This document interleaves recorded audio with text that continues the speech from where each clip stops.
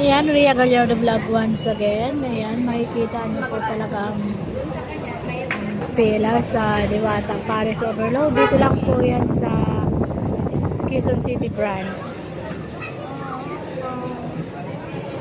At ayan po, marami din po ang pumipila sa free ice cream.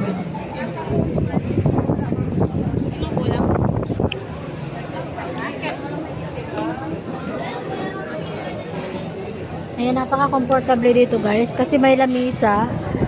Sana suggest natin kay Madam Diwata na sana gawin din na ganito. May roof and then may mga electric fan.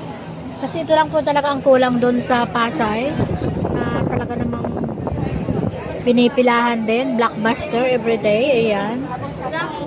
Ayan, maraming salamat po sa lahat ng supporters natin. Again,